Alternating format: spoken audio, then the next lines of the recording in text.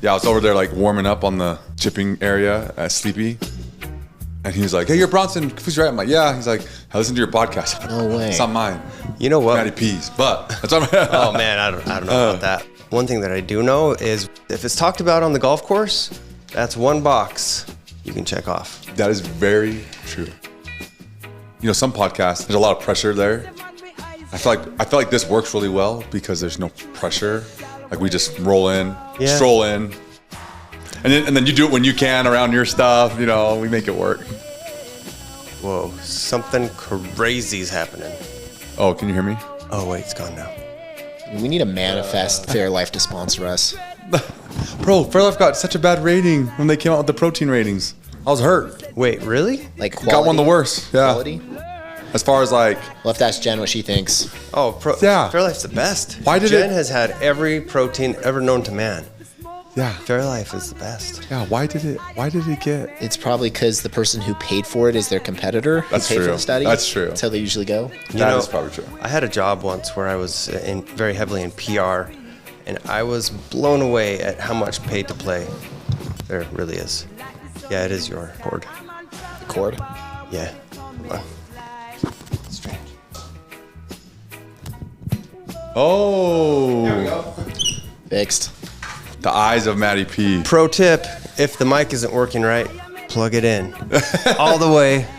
Well, I would not have seen it. I can tell you that much. It's okay if you didn't want to hear what I had to say. Just leave the mic unplugged. Makes it a lot quicker. I mean, I can still hear you. It's the weird thing. It would just start to buzz. Yeah. Like a really high buzz. And well, we are brought to you today by hopefully Fairlife in the future. Unofficially sponsored by Fairlife. Yes, Nike. I'm just kidding. Unofficially Apple. Air Jordan. No, I'm just kidding. Amazon. Gulfstream. Gulfstream. There we go.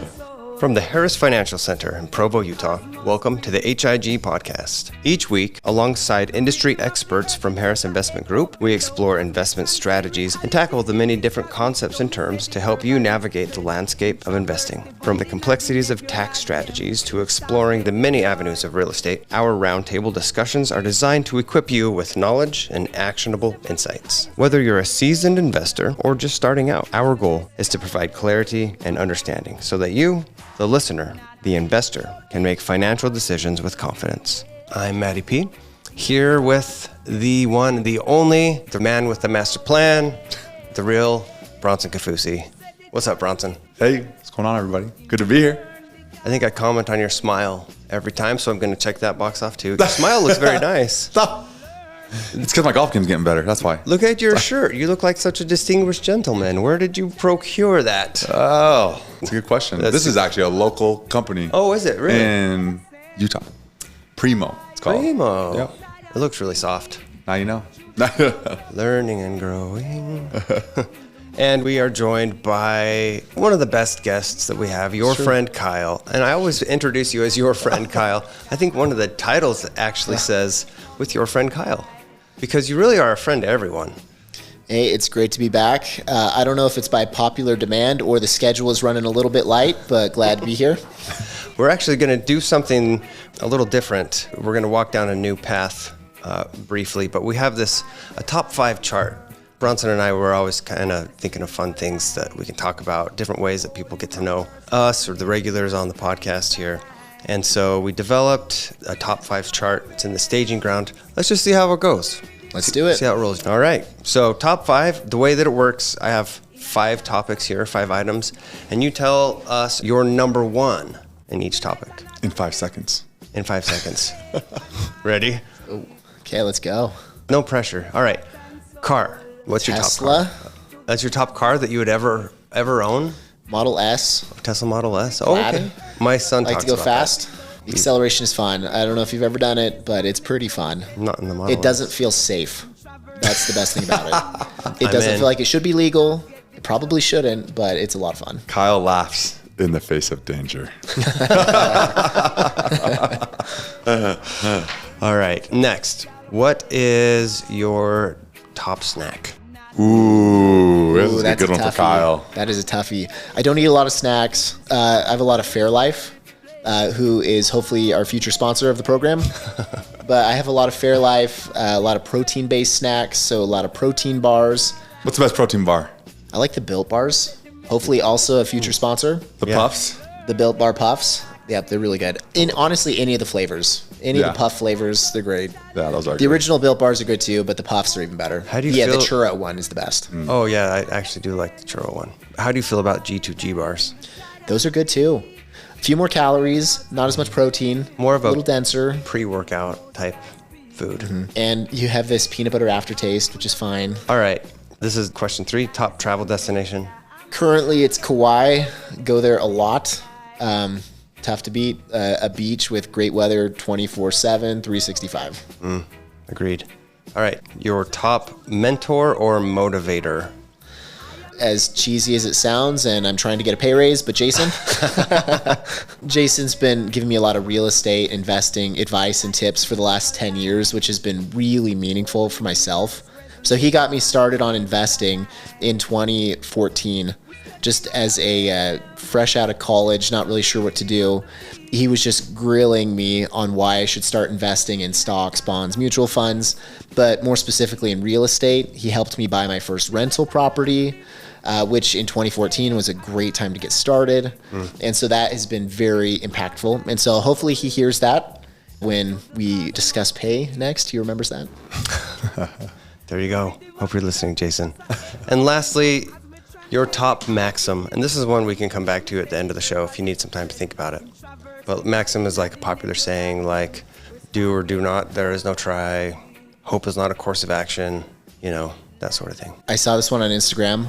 I don't know if it has a deeper meaning, but it has a fairly deep meaning. It's something along the lines of all men live 2 lives, and the second starts when you realize there's only one.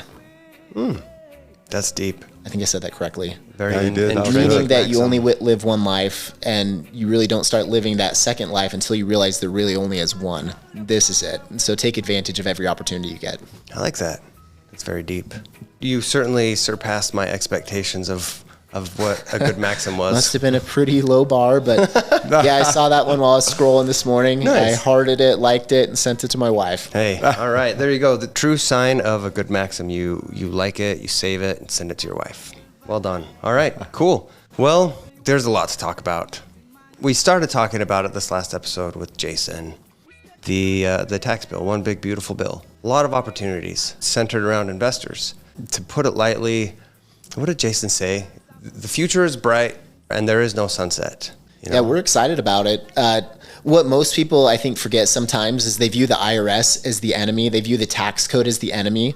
What the big, beautiful bill did is it made some meaningful adjustments to previous provisions that had been in the tax code and made them more meaningful. So what I mean is most people, when they think about taxes, they just think that the IRS and tax code is all about collecting money. Well, in reality, and I'm making up numbers, most stats are made up on the spot, but I'm pretty sure this one's accurate. It's roughly 90% of the tax code is about ways that people can save money, and it's the minority of the code, only 10%, that's about revenue collection. The government wants people to take advantage and help grow the economy. They provide incentives. They want you to do it. And so the big, beautiful bill, it fits into that 90% category to where there's a lot of things in it that can save you money on your taxes. And so what we're excited about is lots of those things directly benefit real estate, our industry, and I'm sure we'll get into a little bit more. It's honestly incredible. Like the tax bill is important. And I know something that we've all been talking about is making sure that everyone is educated on it. So that way you can implement it and apply it. Like I love the saying, I've heard Jason say it a lot and some other people, but it's like knowledge is power. No, that's not true. It's applied knowledge is power. And that's one thing that we hope to do on this podcast is to help people gain it and then give them the motivation and the plan of this is how you do it, and then you can go do it. And so I think right now, and I know what you do, Kyle, like you're busy helping a lot of investors, and when they call in and they're asking, hey, this is what's going on, this is what I have. And so I think it'd be really good for, us to go over one of those since we have a current investor here with us. MattyP, for those of you that are listening, he is a current investor of Harris Investment Group, and he went through this. And so I would love, maybe to start with MattyP, sharing a little bit about that thought process. Because you've been tracking the bill, you've been seeing, you've owned a rental unit, and you're trying to figure out what to do with it. And so, yeah, I'd love to hear kind of like your experience up to this point, like what's been going on. Sure. Yeah. Let me preface this by saying that your segue was unbelievably good. I need to take some notes. That was so good. My thought process. I bought this property in 2005, and I'm just going to throw out some hypothetical best case numbers out there just to kind of help paint a picture. 2005, purchased the property for $80,000. It was a condo in Orem, Utah, 3-bedroom, 1-bathroom. When I purchased it, it needed some work. It was already kind of old. So I lived in it for about 5 years, and over the course of 5 years, kind of replaced things, updated things, and eventually ended up renting it out, moving out, buying a house, using the equity in the condo to help me qualify for a loan, for a mortgage. Bought a house, moved out, and rented it until this last year. So rented it for a long time, owned it for a hot minute. Yeah, you did. For like 4 or 5 eternities, if you're asking Jason. Yeah. Well, from your experience, what was it like being a landlord? Did you enjoy it? Did it make you want to buy more rental properties that you'd manage yourself? What were some of the pain points, pros, cons? What was that experience like? Yeah, for the most part, it seemed like it was working really well, and it was. There were some difficult moments, like there was a leak behind the sink in the kitchen once, and so the kitchen had to be replaced, which, I wasn't too stoked about at first, but got a new kitchen in the end, so it turned out fine, and had insurance, of course, so everything was taken care of. But it did kind of put a halter on the incoming rent for a little bit. Also, there always seemed to be, at the most inconvenient time, some issue with the pilot light and the water heater going out, the garbage disposal seizing, toilet leaking, toilet running constantly. What happens with your people that were renting it from you when they would experience that? So they'd call me right away and be like, hey, MattyP, we have an issue. It's never at a convenient time either, right? It's always early in the morning on a Saturday, over a holiday. Yeah. It's not a good time. Or 9:30 at night, and with my tenant saying, hey, I just took a nap and I woke up because my neighbor said that they could hear water dripping for the last couple hours. Yeah, that was fun. Every landlord's nightmare. Yeah, right? So there was a lot of that. And I'm a father of 9 beautiful kids between my wife and I, 4 of my own, 5 stepkids. Time is short. I don't have a lot of extra time. I don't have the luxury of sitting around and doing nothing. And so it seems like every second of every day is either packed with, back to school stuff, parent-teacher conferences, football games, soccer games, baseball games, lacrosse games, going up to see my daughters play college soccer, helping a kid with their homework, or whatever. Sometimes a mountain bike ride or a hike. But never did I ever schedule I think my condo is going to break on this day, so I'm going to just pencil it in 8:30. No, it's more like 5:30 a.m. Toilet may spring a leak. Be prepared. Never works out like that. But earlier this year, and I guess even as you've been working here, you've been hearing Jason and others talk about the benefit of 1031 exchanges. You've seen through the company the benefits of sometimes passive real estate investments. And so what was it about the idea of passive investments that seem interesting, and interesting enough to where you'd consider selling that condo and working on completing a 1031 exchange? Yeah, so there are a few factors that went into that. One thing that I noticed, and I know this about myself, I'm an emotional kind of guy. I mean, we all have emotions, right? But I have a soft heart for people who need some assistance on some level. And so there were many times where I rented my condo out for a lot lower than I should have because I wanted to help, we'll just say that someone went through like a nasty divorce or something and they needed a place to live and she had a couple kids and she couldn't afford regular rent. So, I made the exception. So good man, MattyP. You're a good man. Well, thank you. From like a making money standpoint, though, it's probably not the smartest thing to do. But from listening to my heart or whatever, it felt like the right thing to do. So having emotions tied to an investment or being emotionally involved beyond what it actually could be, that certainly hindered the income or the cash flow that I had or that I was generating from it. And Jason, he talks so much about equity and momentum, and that when he first started talking about the momentum of money, that's the first time it really started to click. Like I always called it my cash cow. I have this cash cow that's just, producing just about the same amount every month, month after month after month. And it's pretty good, right? And I guess I just failed to realize that I could take that same dollar amount that was invested in that property and put it somewhere else. And one, have it make more money for me. And two, be able to do that without incurring capital gains. Well, you bought it at a good time, 2005. 2005. May have felt like a stressful time a year or two later as the market tanks, but the rebound you experienced since then, when we were talking about it, you've had multiples of return on that initial investment. And when you broke down where you were at with cash flow on the property, it worked out to where you're making about 3% cash on cash yield, or cash for how much equity was in the property. Your initial $80,000 investment is worth, hundreds of thousands more today. But based on that amount of equity, you were making about 3% on your money. Did you realize that it was about that amount, or had you not contemplated in those terms exactly? I'll be honest with you. I didn't realize that it was that amount until we talked about it, until you sat down with me, Kyle, and broke down the numbers. I never took the initiative to really, break it down and figure that out. So I didn't know. I mean, I just knew that it was producing X amount, and I was like, I'm okay with it. It's pretty good, right? So I didn't realize that that's what the number was at. Well, and that's what's so neat about it, is lots of times you can look at the situation and you can see if there are areas of opportunity. And it's great that you're able to help out all those tenants. But in some ways, it is really hard to raise rent on people. Owning my own rental properties, I always felt really bad when I had to do it, to where I'd have my wife sometimes do it, or I was always looking for every excuse to keep it low or to minimally raise rent. It's hard to do it yourself. Where when you're investing with somebody else, it's somebody else's problem. They're profit driven. And in this case, with our gas stations, we have pre-negotiated leases. So there doesn't have to be any bad guy that's raising anybody's rent. They're pre-negotiated, oftentimes 20-year leases, to where you don't have to worry at night about having to raise, a single mom's rent, even though the market possibly could demand it.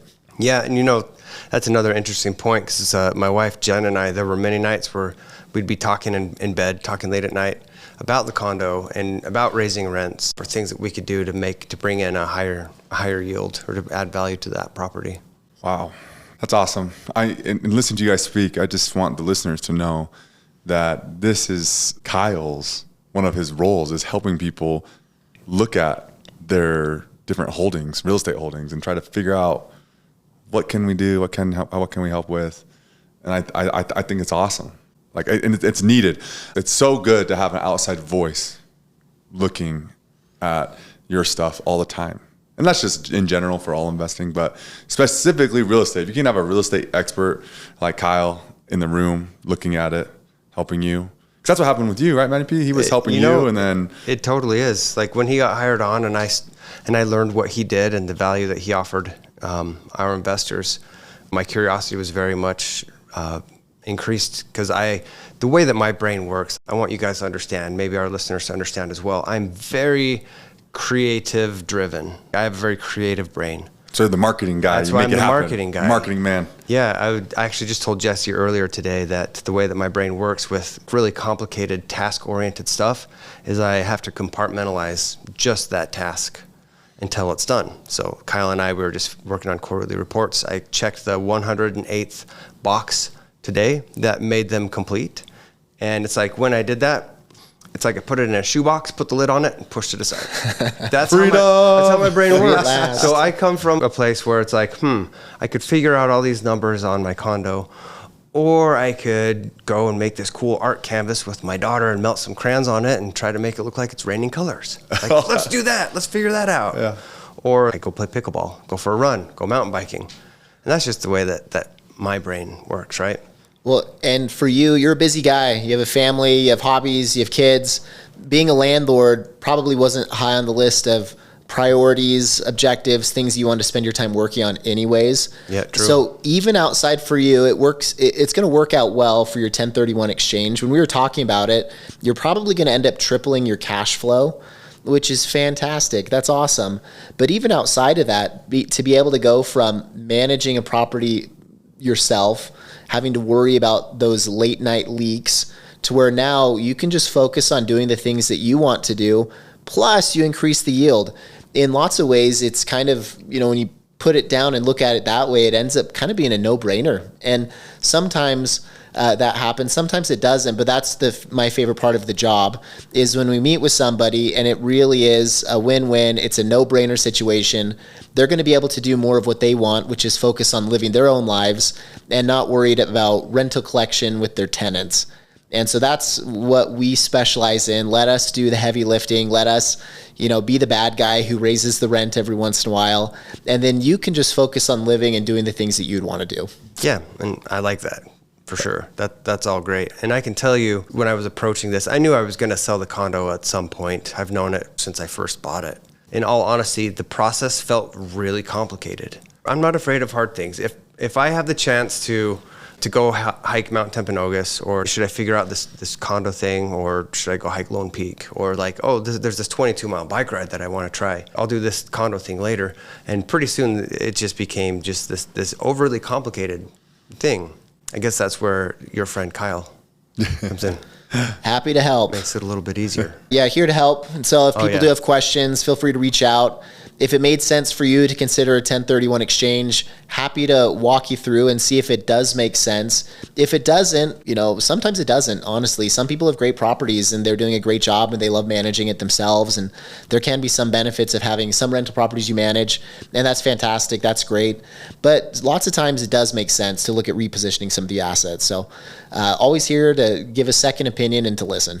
Kyle, he knows what he's talking about. He's done the process over and over and over and over again. For someone who has really bad ADHD and wants to ride bikes all day, Kyle stayed on top of it with me. He has a lot. He has a lot of value. To manage, your own real estate, it takes a lot. And so being able to know when to sell, that's a hard thing. When to 1031, how to 1031, and then whatever you do have, are you maxing it out? Are there stones that need to be turned over and you need to see them and max that out? Or there's just a lot that goes into it. It's a lot of brain, processing, like exactly what you said. Like you were talking about it, with your wife late at night, because it's usually those conversations have to do with creating more time for things that matter most. And so that's why I totally get it. And I see, and really that's what Kyle's role is, to help people create time for, it's not like your real estate properties, or your real estate planning and how you're executing, it's not consuming a lot of headspace, which it can. I've talked to a lot of entrepreneurs that run businesses and they have their real estate stuff. And sometimes the real estate stuff sneaks in and then they become a different operator on the main business. And so, being able to create more time that way, I think is value. So definitely reach out, like Kyle said, so that way he can help you out, walk you through all your stuff. Yeah, it'll be awesome. It's a two-stage process, the way that I see it. One, find somebody who knows the answers, and two, find somebody who's willing to share the answers with you or to help you out. Yeah. So with the One Big Beautiful Bill, Kyle, with the future of the eternal sunset, when is the time to get into real estate? When's the best time to do it? The best time to do it was 15 years ago. The second best time is today. Oh, all right. So we don't know what's going to happen tomorrow. We knew what happened yesterday. The present is the best time to get started, outside of 15 years ago, right after the market crashed. So today's a great time. Take some steps now. Learn how the new Big Beautiful Bill can benefit you. For you, Matt, it's going to provide a fair amount of value on the depreciation side, to where you'll receive a fair amount of depreciation from your investment that you didn't receive previously in the condo that you had. And so there's just a lot of little nuances and little things that you can do that are going to make meaningful impacts in your life. And the best part for you, it's not going to take quite as much of your time.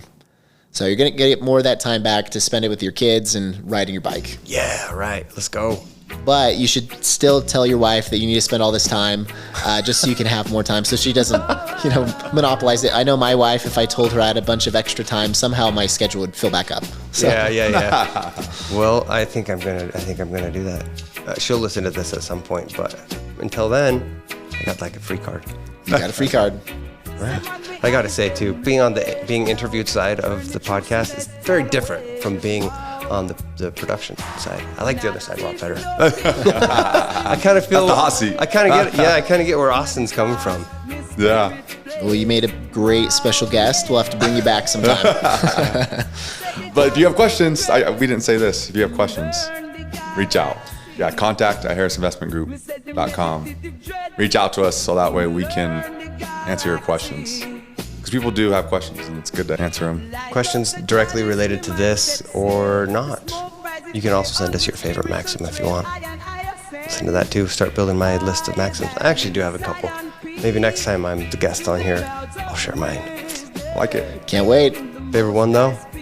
Hope you find your dad. Just kidding. That's not a maxim. But. Kyle, thanks for being on the show again. Anytime. Man. Your friend Kyle, everybody. Thanks, Kyle. The HIG podcast expresses the views of its participants and may not represent the views of Harris Investment Group. The views discussed are subject to change without notice. The HIG podcast has no duty or obligation to update the information contained herein. It should not be assumed that past investment performance discussed is an indication of future results. Wherever there is the potential for profit, there is also the potential of loss. This is the very nature of investing. The HIG podcast and its affiliates do not provide tax, legal, or accounting advice. The information shared on this podcast should not be construed as an offering, advisory service, or investment advice. Consult your own tax, legal, and accounting advisors before engaging in any transaction. This podcast, including the information contained herein, is the sole property of Harris Investment Group and may not be copied, reproduced, republished, or posted in whole or in part without the prior written consent of Harris Investment Group.